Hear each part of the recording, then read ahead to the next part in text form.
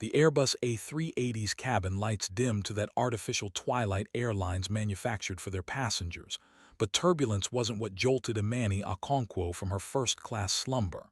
It was the captain's voice, not the usual measured drone about altitude and weather, but something raw, barely controlled. "Ladies and gentlemen, this is Captain Morrison. I need to ask, are there any pilots aboard? Specifically, any military or combat-trained pilots?" The words hung in the recycled air like smoke from a distant fire. Imani's fingers, which had been loosely holding her champagne flute, tightened imperceptibly. In seat 8A, wrapped in a cashmere blanket that cost more than most people's monthly rent, she kept her eyes closed.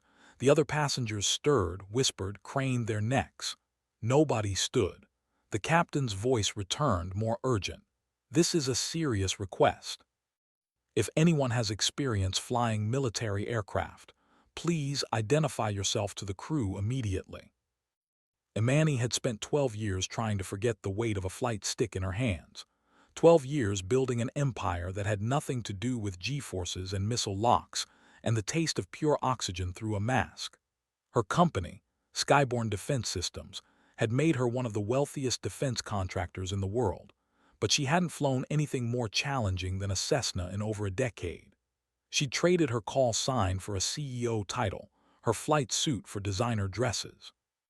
The past was supposed to stay buried at 35,000 feet below, not follow her up here, where she paid $15,000 for a seat that converted into a bed. A flight attendant appeared beside her, and Imani recognized the controlled panic in her movements, the same way ground crew moved when something had gone catastrophically wrong on the tarmac. "Ms. Okonkwo," the attendant whispered, having evidently checked the manifest. "The captain needs to speak with you urgently." So they knew. Of course they knew. When you bought a ticket at her level, they ran background checks.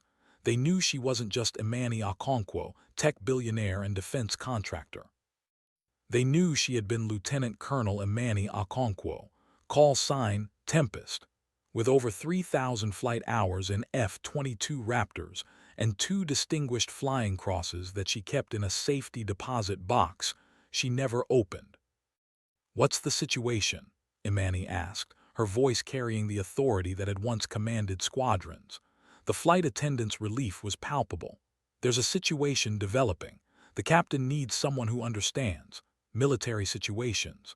There are aircraft approaching that aren't responding to standard protocols." Imani was already unbuckling her seatbelt, the cashmere blanket falling away to reveal a simple black suit that suddenly looked like armor. As she stood, conversations died throughout the first-class cabin. She moved with the economy of someone who had learned to navigate in confined spaces at 500 miles per hour. "Tell Morrison I'm coming," she said, "and tell him Tempest is aboard." The walk to the cockpit was 30 feet but felt like a journey back through time. Each step awakened muscle memory she tried to suppress, the way to distribute weight during turbulence, how to move when everything might suddenly tilt. Behind her, she heard fragments of recognition. "That's Imani Okonkwo, the defense contractor." Wait, she was military. But those voices belonged to a different world, one where hostile aircraft didn't appear on civilian flight paths, where the biggest emergency was running out of champagne. The cockpit door loomed ahead, and beyond it, she could already hear the sharp chirp of military emergency frequencies bleeding through civilian channels. Her past hadn't just followed her up here, it had been waiting for her. Captain Morrison turned as she entered, and she saw the relief and fear fighting for control of his features. He was early 50s, gray at the temples, steady hands but civilian steady, not combat steady. "Ms. Okonkwo, thank God, we have a situation." The cockpit's instruments painted a story in green phosphorescence and blinking lights. She absorbed it all in a glance: altitude, heading, speed, fuel. But it was the radar that made her blood chill and sing simultaneously. 4 contacts approaching from the northeast, moving in tactical formation. "How long?" she asked, already knowing the answer would be not long enough. 8 minutes until intercept," Morrison said. "They're not responding to any frequency. Air traffic control has gone dark. We're flying blind except for what we can see." Imani studied the radar returns, noting the speed and spacing. Fighter aircraft, definitely. The formation was textbook, but textbook from where? Which playbook? Have you tried guard frequency? She asked, referring to the emergency channel all military aircraft monitored. Morrison nodded. Everything, it's like they're ghosts. But Imani knew ghosts didn't fly in perfect finger-four formation. Ghosts didn't maintain exact spacing while approaching a civilian aircraft. This was deliberate, controlled, professional. I need to see your communications panel, she said, moving toward the co-pilot's seat. The first officer, barely 30 with nervous eyes, started to protest, but Morrison waved him aside. Give her whatever she needs. As Imani settled into the seat, her hands found familiar positions despite the unfamiliar aircraft. A 380 was a flying building compared to a Raptor, but physics was physics, and the sky didn't care what you flew through it. She pulled on the spare headset, adjusting frequencies with practiced efficiency. Unknown aircraft approaching Dubai Air Flight 726. This is Lieutenant Colonel Okonkwo, United States Air Force, retired. Authenticate your approach vector and state intentions. Silence. But it was a different kind of silence, listening silence, not empty silence. She switched frequencies, tried again in Arabic, then Mandarin, then Russian. The formations held steady, now 6 minutes out. Morrison watched her work, seeing something transform in his unexpected ally. The soft edges of wealth and comfort fell away, replaced by something harder, more elemental. This was why they called her Tempest, not for her fury, but for her ability to read the storm. They're testing, she said suddenly. This is a probe, they want to see how we react. Morrison's face paled. Testing for what? Imani didn't answer immediately, her mind racing through possibilities. 4 aircraft maintaining radio silence approaching a civilian liner on a known flight path. In her years flying combat air patrol, she'd seen this before, not exactly this, but close enough. Captain, I need you to make a specific course change. 20 degrees starboard, maintain altitude. Do it slowly, like you're adjusting for weather. Morrison hesitated. That takes us off our filed flight plan. Do it. The authority in her voice was absolute. Morrison nodded to his first officer, who began the gentle turn. On the radar, the 4 contacts immediately adjusted, maintaining their intercept angle. They're hurting us, Morrison breathed. Imani nodded. But where? The tactical picture was becoming clearer, but clarity brought no comfort. These weren't rogue aircraft or terrorists. The precision was too perfect, the discipline too complete. This was state-level, professional, and that made it infinitely more dangerous. Captain, how many souls on board? The aviation term for passengers felt appropriate now, weighted with responsibility. 386 plus crew of 23. 409 lives, floating in an aluminum tube while death approached on afterburners. Imani had faced worse odds, but never with civilians, never without weapons, never in something as ponderous as an A380. All right, she said, her voice steady as bedrock. Here's what we're going to do. She outlined a plan that seemed insane to civilian minds but was pure tactical logic to anyone who'd flown combat. Use the airliner's size as an asset. Make their movements unpredictable within predictable parameters. Force the approaching aircraft to reveal their true intentions. Morrison listened, his initial skepticism giving way to grim understanding. You're talking about using this aircraft like a fighter. No, Imani corrected. I'm talking about using it like a survivor. Those aircraft out there, they expect us to act like victims. We're going to disappoint them. The radar showed 5 minutes to intercept. In the cabin behind them, passengers remained blissfully unaware that their fate was being decided by a woman who'd given up flying fighters to build an empire, only to find the sky pulling her back when it mattered most. First thing, Imani said, her fingers dancing over the communication panel, we're going to wake up someone who doesn't want to be woken. She input a frequency that wasn't in any civilian manual, a channel that belonged to shadows and quick response teams. Skywatch, this is Tempest Actual, authentication Romeo 77 Whiskey. We have a possible Red Dawn scenario in progress. The silence that followed was different, shocked silence, recognition silence. Then a voice, crisp and military. "Tempest, this is Skywatch. Confirm your status and position." "I'm aboard Dubai Air 726, 30,000 feet, approximately 200 miles northeast of Damascus. 4 bogies inbound, tactical formation, no IFF, no communications. How copy?" "Solid copy, Tempest. Wait 1." Morrison looked at her with new eyes. "What's Skywatch?" "People who prevent wars," Imani replied, "or start them depending on the day." The radio crackled back to life. "Tempest, be advised, we show no authorized military operations in your sector. Those birds are dark to everyone. We're spinning up assets, but you're 15 minutes from any help." 15 minutes. The bogies would be on them in 4. "Understood, Skywatch. We're going to play this smart. Keep this channel clear." She turned to Morrison. "Captain, in about 60 seconds those aircraft are going to make visual contact.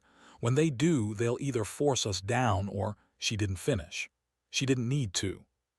"There's a third option," she continued. "We make them show themselves, force them into the open, but it's going to require some flying that your manual says this aircraft can't do." Morrison's jaw set. "My aircraft, my call, tell me what you need." Imani felt a flutter of respect for the civilian pilot. He was out of his depth but not out of his courage. "We're going to need everyone strapped in tight. This is going to get bumpy." Morrison reached for the intercom. "Ladies and gentlemen, this is your captain. We're experiencing some unexpected clear air turbulence ahead. Please return to your seats immediately and fasten your seatbelts. Flight attendants, secure positions." In the cabin, passengers grumbled but complied. They had no idea they were being prepared for combat maneuvers in an aircraft never designed for them. Imani watched the radar counting down. 3 minutes, 2, then something changed. The 4 contacts split into 2 pairs, one high, one low. "Classic bracket," she muttered. "They're going to sandwich us." Morrison's hands tightened on the yoke. "What do? We don't let them. Full power, nose up 15 degrees. Now." Morrison pushed the throttles forward and 4 massive engines roared to life. The A380 climbed, slowly at first, then with gathering momentum. It wasn't graceful. It was like watching a building decide to fly. But it was movement, and movement meant life. The radio suddenly exploded with voices, not from the approaching aircraft, but from ground control stations that had been silent.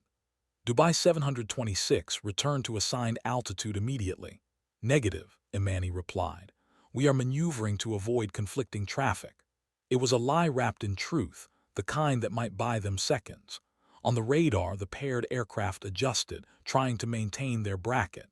But the A380's unexpected climb had disrupted their timing. They'd have to accelerate to compensate, and acceleration meant burning fuel, reducing loiter time. Every tactical decision had consequences. Imani was forcing them to make choices, reveal priorities. "Visual contact," Morrison said suddenly, pointing through the cockpit window. 4 dark shapes against the twilight sky, approaching fast. Even at distance, Imani recognized the silhouettes, not American, not European. "MiG-35s," she said quietly. "Current generation, fully armed." Morrison's face went white. "Armed? Those pylons aren't carrying extra fuel tanks." The lead MiG pulled alongside, close enough that they could see the pilot's helmet, the sun visor down despite the growing darkness. No markings, no identification, nothing that would tell the world who had sent them. "He's trying to get our attention," Morrison said as the MiG rocked its wings. "He has it," Imani replied, but her hands were already moving, switching to the emergency frequency. "Unknown aircraft, this is Dubai 726. State your intentions." Response came immediately, accented English, cold and professional. "Dubai 726, you will follow us to designated airfield. Comply immediately or face consequences." Imani felt the familiar ice-water clarity of combat flooding her system. This wasn't a request, it was an ultimatum. 409 people were being kidnapped at 30,000 feet. "Where?" she asked, buying time while her mind raced through options. "You will follow. No more communication. Comply now." The MiG edged closer, close enough to see the missiles hanging beneath its wings. Morrison looked at her, waiting. The civilian world had rules, procedures, protocols. The military world had survival. "Captain," Imani said quietly, "do you trust me?" It was an unfair question. Trust was built over years, not minutes. But Morrison had seen enough in those minutes to know this woman had faced death before and walked away. "Tell me what you need. I need you to be ready for anything, and I need you to not question what I'm about to do." She switched back to the Skywatch frequency. "Skywatch Tempest, we've been ordered to divert by 4 MiG-35s, no markings. They're trying to take us somewhere off the grid. Request immediate assistance. Tempest, closest assets are still 8 minutes out. Can you delay 8 minutes? In aerial combat, 8 minutes was a lifetime, several lifetimes." "We'll try," she said, then turned to Morrison. "We're going to call their bluff. Maintain course and altitude." Morrison's eyes widened. "They have missiles. They won't use them, not yet. They want us intact, otherwise we'd already be falling." It was a gamble, but Imani had learned long ago that sometimes the only way to win was to refuse to play. The MiG pilot clearly hadn't expected defiance. His aircraft dropped back, rejoining formation. For a moment, nothing happened. Then the radio crackled with fury. "Dubai 726, this is final warning. Alter course now or we will fire." "Negative," Imani replied, her voice steady as steel. "We are a civilian aircraft on a registered flight plan. Any aggressive action will be considered an act of war." The word hung in the air, war. It was the one thing nobody wanted, the line nobody wanted to cross. But Imani knew that sometimes the threat of catastrophe was the only thing that prevented it. In the cabin, passengers continued their routines, unaware that their lives hung on a game of diplomatic chicken being played at 500 miles per hour. The MiGs regrouped, and Imani could almost feel their confusion. They'd expected compliance or panic, not calculated resistance. "They're moving to Phase 2, she told Morrison, watching the formation shift. "They'll try to force us down physically." "How?" "Watch." One MiG accelerated, positioning itself directly in front of the A380, then deployed its speed brakes. The massive fighter suddenly slowed, forcing Morrison to reduce throttle or risk collision. It was an old tactic, dangerous for both aircraft. "Don't slow too much," Imani warned. "They want us at a lower altitude where we're more vulnerable." Morrison fought to maintain control as the MiG played its dangerous game. The A380 shuddered, its automated system screaming warnings. In the cabin, passengers finally realized something was wrong. Nervous voices rose. Flight attendants moved through the aisles with forced calm. "Tempest, Skywatch, we have you on satellite. 4 fast movers inbound, ETA 5 minutes. 5 minutes." They'd shaved 3 minutes off the response time, but it might not be enough.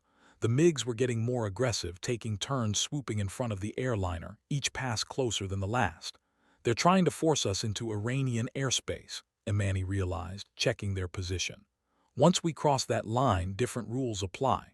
Morrison's face was slick with sweat. "Can we make it 5 more minutes? We're going to have to." The dance continued, deadly and graceful. The MiGs pressed, the A380 resisted, and time crawled by with agonizing slowness. 4 minutes. 3. Then Imani saw it, a slight hesitation in the lead MiG's movements. They were checking their 6, looking over their shoulders. They knew help was coming. "They're going to make their move," she said. "Whatever they really want, it's about to happen."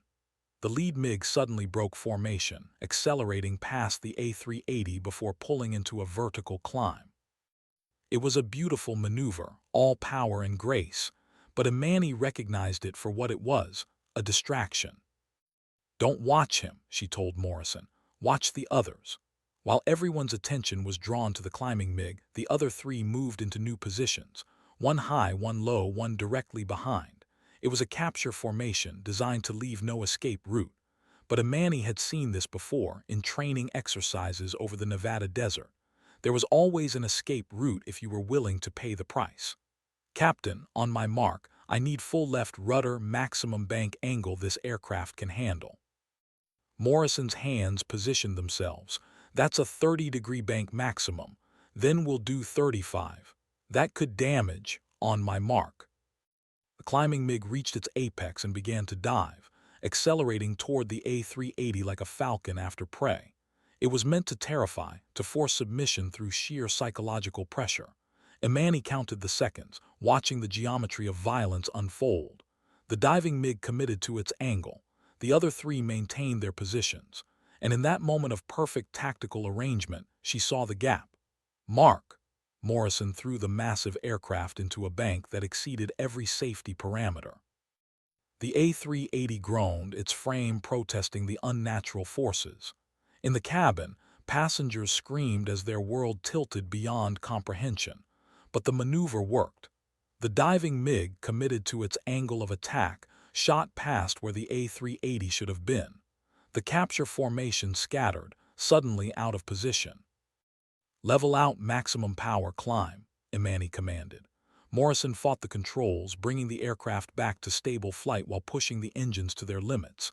They'd bought seconds, maybe a minute, but the MiGs were already regrouping. Military pilots trained for chaos. It was civilians who were supposed to panic. "Tempest, Skywatch, cavalry's here. 4 F-15s entering your airspace. The MiGs are bugging out." On the radar, new contacts appeared, American fighters closing fast.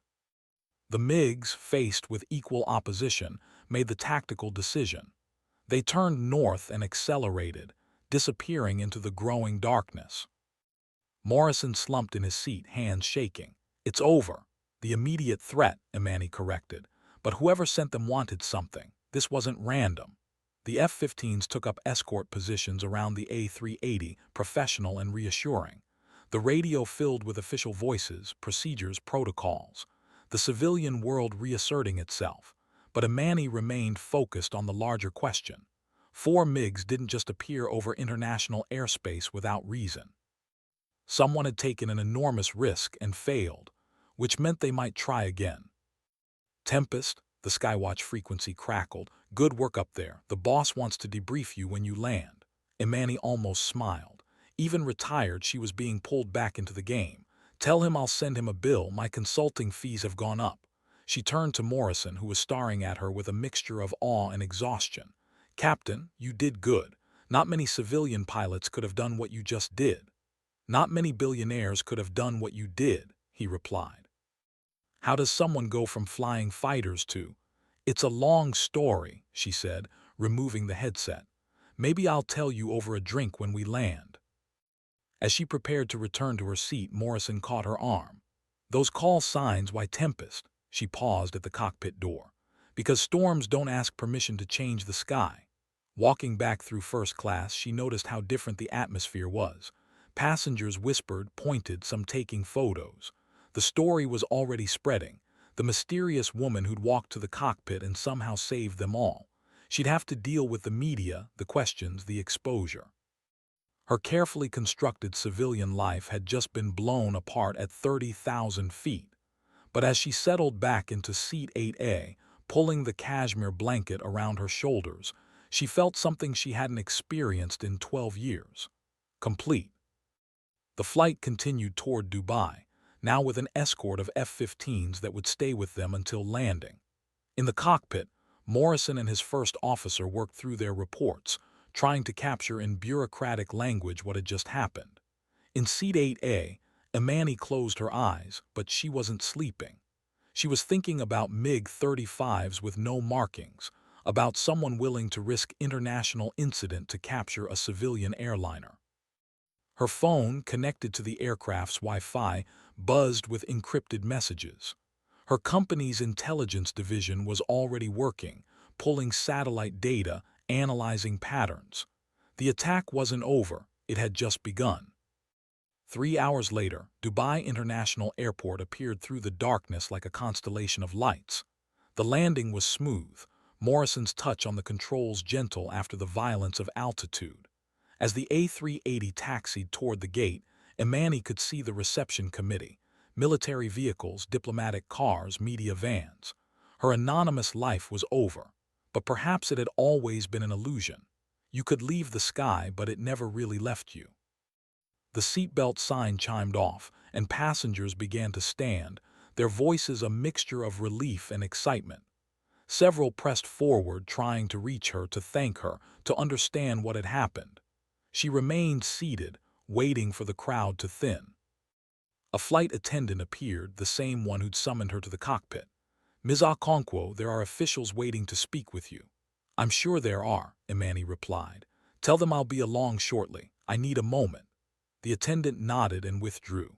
Alone in the gradually emptying first-class cabin, Imani pulled out her phone and scrolled to a contact she hadn't called in 5 years. General Patricia Hayes, her former commanding officer, answered on the second ring. I heard you've been busy, the general said without preamble. It's on every intelligence feed from here to Moscow. Pat, this wasn't random. Someone knew I was on that flight. There was a pause. Are you sure? 4 MiGs don't intercept a specific aircraft hopping to randomly find a former fighter pilot aboard. This was targeted. If you're right, I am. Then someone's either trying to grab you or send a message. Or both. Imani stood, gathering her belongings. I need you to do something for me. Pull everything on my company's recent contracts, especially anything involving advanced radar systems. You think this is industrial. I think someone wanted leverage. The question is against whom, me or the United States? General Hayes was quiet for a moment. Imani, if you're right about this, you're in danger. Real danger. I've been in danger before. Not as a civilian, not with billions in assets to protect and no squadron watching your six. It was true. The military had its own forms of protection, protocols, backup, the entire weight of the United States government. As a civilian, even a wealthy one, she was exposed in ways she'd never been as a pilot. I'll be careful, she promised, though both women knew careful was a relative term. Exiting the aircraft, she was immediately surrounded by security, some hers, summoned by her staff who'd seen the news, others from various governments all wanting answers. She moved through them with practiced ease, deflecting questions, promising full cooperation, saying nothing of substance. But her mind was elsewhere, running through possibilities. Who knew she'd be on that flight? Who had the resources to deploy 4 MiGs? Who stood to gain from her capture or coercion? The debrief took place in a secure room at the airport, representatives from 6 different agencies all wanting her version of events. She gave them facts, timelines, technical details. She didn't give them her suspicions. Those she kept for herself for now. It was nearly dawn when they finally released her, the desert sun painting the sky in shades of gold and pink. Her motorcade waited, ready to take her to the hotel, but she paused, looking up at the brightening sky. Somewhere up there, 4 MiG pilots were landing at an unmarked airfield, reporting their failure to handlers who would not be pleased. Ma'am, her security chief prompted. We should go. She nodded, but before getting in the car, she made one more call, this time to her company's chief technology officer. Marcus, it's me. I need you to run a full security audit on Project Stormwall. There was sleepy confusion, then sharp attention. Has something happened? Someone tried to grab me. 4 MiGs, international airspace. Someone knows what we're building. Stormwall was her company's most classified project, a radar system that could detect and track stealth aircraft at unprecedented ranges. Several nations would kill to get their hands on it, or to prevent it from being deployed. Jesus, Imani, are you okay? I'm fine, but we need to assume we've been compromised. Lock everything down. No one goes in or out of the facility without my personal authorization. Understood. What about the demonstration next week? She'd forgotten about that, a private showing for select Allied military officials. The timing suddenly seemed less than coincidental. Postpone it. Cite security concerns. That's going to raise questions. Bet her questions than coffins. The ride to the hotel was silent, her mind working through implications. Someone had taken an enormous risk trying to grab her. That meant either desperation or confidence. Neither option was comforting. The hotel suite was luxurious, overlooking the Burj Khalifa, but Imani barely noticed. She stood at the window, watching the city wake up, and thought about the conversation in the cockpit. Morrison had asked how someone went from flying fighters to building an empire. The truth was, you didn't leave one for the other. You carried both always. The fighter pilot who'd earned the call sign Tempest was still there, under the designer suits and board meetings. And someone had just made the mistake of waking her up. Her phone rang. General Hayes again. We found something. Those MiGs, they were reported stolen from a Syrian airbase 6 hours before your encounter. Stolen. That's the official story. But nobody steals 4 fully armed fighters without inside help. So we're looking at a state actor hiding behind plausible deniability. That's the assessment. Imani, this is bigger than one attempt. Our intelligence suggests there's been chatter about Stonewall for weeks, multiple parties interested. How multiple? Russia, China, Iran, and at least 2 non-state actors with deep pockets. Imani felt the weight of it settling on her shoulders. Her invention, meant to protect, had made her a target. What's your recommendation, Pat? Come home. Let us protect you. Continue your work from a secure facility. It was sensible advice, safe advice, but Imani hadn't become who she was by playing safe. No, if I hide, they win. Besides, the demonstration is the perfect opportunity. For what? To find out who's behind this. Cancel the postponement, Marcus, she said to her CTO, who was still on the other line. The demonstration goes ahead as scheduled, but we're going to make some changes to the guest list. General Hayes's voice was sharp with concern. Imani, you're using yourself as bait. I'm using their desperation against them. Someone wants Stonewall badly enough to risk international incident. Let's find out who. After ending the calls, she finally allowed exhaustion to creep in. She'd been awake for nearly 30 hours, faced death at 30,000 feet, and essentially declared war on unknown enemies. But as she lay down on the Egyptian cotton sheets, still wearing her rumpled suit, she felt more alive than she had in years. The corporate world had its own battles, but they were fought in boardrooms and courtrooms. This was different. This was the game she'd been born to play, just on a different board. Her last thought before sleep took her was of the MiG pilot who'd stared at her through the cockpit glass. Professional, disciplined, following orders. But whose orders? And why did they want her badly enough to risk everything? The answers were out there, hidden in a web of intelligence and counterintelligence. And Imani Okonkwo, call sign Tempest, was going to find them. 3 days passed in a blur of preparations. The Stonewall demonstration was moved to a military airfield outside Dubai. Security tripled, every attendee scrutinized. Imani supervised personally, her presence a statement she would not be intimidated. The night before the demonstration, she stood in the hangar beside the Stonewall prototype, its arrays and processors humming with potential. It could see the invisible, track the untrackable. In the wrong hands, it could destabilize the entire balance of air power. Second thoughts? Marcus asked, joining her. No, just remembering why we built this. To save lives. To level the playing field. Stealth technology gave certain nations overwhelming advantage. This takes it away. And makes you a target. She smiled, the expression sharp. I've been a target before. The difference is, now I can shoot back with lawyers and patents instead of missiles. And if they don't care about lawyers, then we remind them that Skyborne Defense Systems didn't become a $10 billion company by playing nice. The demonstration day dawned clear and hot. Military attachés from 12 nations arrived in armored convoys, each suspicious of the others, all desperate to see if the rumors about Stonewall were true. Imani greeted them in the conference room, nodding who sat where, who whispered to whom, who watched her with more than professional interest. Gentlemen, ladies, she began, what you're about to see will change aerial warfare. Stealth aircraft have dominated the skies for 3 decades. That era ends today. She led them to the observation deck overlooking the airfield. In the distance, 2 F-35s circled, their stealth profiles supposedly making them invisible to conventional radar. Marcus, activate Stonewall. The prototype came to life, its displays immediately showing the F-35s in crystal clarity, altitude, speed, heading, even estimates of fuel load based on flight characteristics. The room erupted in whispers, then silence as the implications sank in. Stealth aircraft costing hundreds of millions per unit had just been rendered visible by a system that could be mass-produced. The detection range is 500 kilometers, Imani continued. It can track up to 300 targets simultaneously and distinguish between aircraft types based on their radar signature, even stealth signatures. A Russian general leaned forward. The cost, per unit, About the same as a single F-35, per capability, invaluable.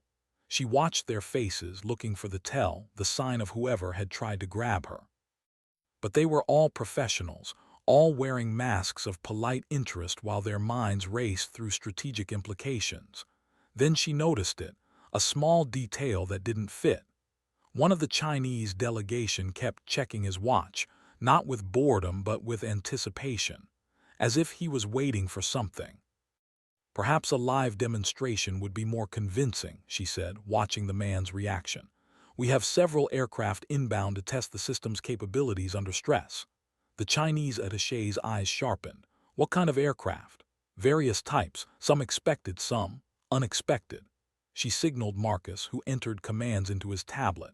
On the main display, new contacts appeared at the edge of Stormwall's range. These are commercial aircraft following standard flight paths, she explained.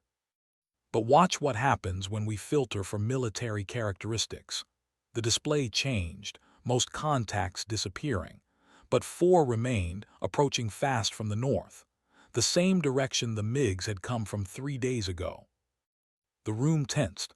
These weren't part of the scheduled demonstration. Unscheduled visitors, Imani said calmly. But Stormwall sees them. Shall we identify them? The system analyzed the radar returns, comparing them against its database. After a moment, text appeared. MiG-35 4 aircraft combat configuration. The Chinese attaché stood abruptly. This demonstration is over. On the contrary, Imani replied, it's just beginning. She touched her earpiece, connecting to the security frequency. We have 4 bogies, same profile as the previous incident. Scramble the alert fighters. Within seconds, sirens wailed across the airfield. 2 F-16s thundered down the runway, afterburners blazing. The demonstration had just become very real. You knew, the Russian general said, understanding dawning on his face. You knew they would come. I suspected, Imani corrected. Someone wanted Stormwall badly enough to try kidnapping me. I thought they might try for the prototype itself. The MiGs were 60 kilometers out and closing. On the display, the F-16s climbed to intercept. The room had become a tactical operations center, national rivalries temporarily forgotten in the face of live combat. They'll run, someone predicted. They can see we're ready. But the MiGs kept coming, 40 kilometers, 30. Then at 20 kilometers they did something unexpected. They split up, each taking a different vector, forcing the defenders to choose. Classic disruption tactic, Imani observed. They're not here to fight. They're here to test our response, map our capabilities. The Chinese attaché moved toward the door, but security blocked his path. No.